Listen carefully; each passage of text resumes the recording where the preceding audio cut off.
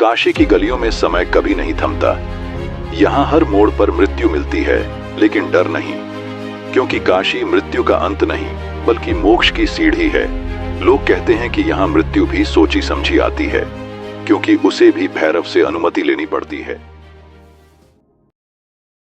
पर इस कथा की शुरुआत होती है एक अजीब आदमी से, जो हर रात मणिकर्णिका घाट के पास बैठा रहता था।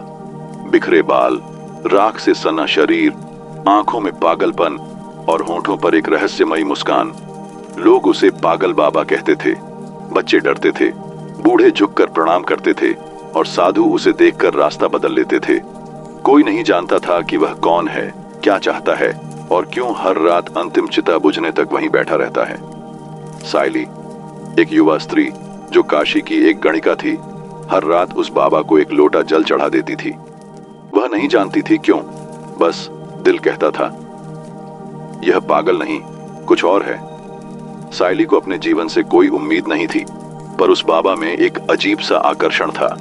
जैसे वह समय को देख सकता है, जैसे वह भविष्य पढ़ रहा हो। एक रात जब काशी की हवाओं में कुछ बदला बदला सा था और गंगा की लहरें असामान्य रूप से अशांत थीं, मणिकर्णिका घाट पर अचानक एक भयानक ऊर्जा प्रकट हुई। एक तांत्रिक, वज्रकपाल नामक, जो अघोर विद्या में सिद्ध था, उसने काल भैरव की छाया से एक नकली भैरव उत्पन्न किया। उसका उद्देश्य था काल पर अधिकार, ताकि वह मृत्यु को नियंत्रित कर सके।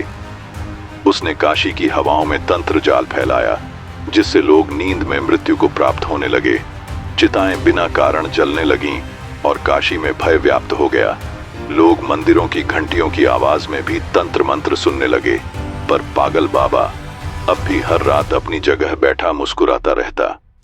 सायली ने बाबा से पूछा, आप कुछ करते क्यों नहीं? लोग मर रहे हैं।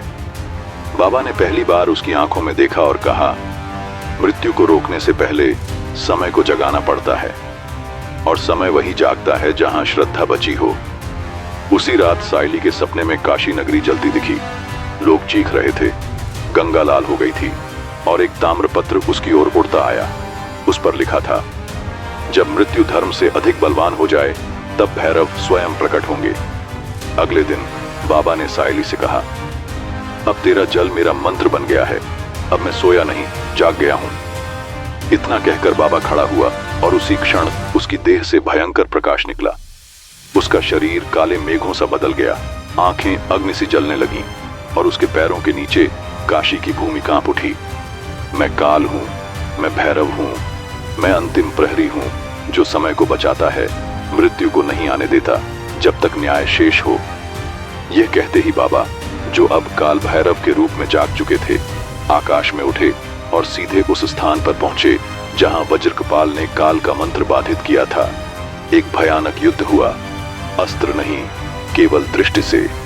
तांत्रिक मंत्रों के बीच भैरव का केवल एक वाक्य गूंजा, जो मृत्यु को अपना सेवक बनाता है वह समय का अपराधी होता है।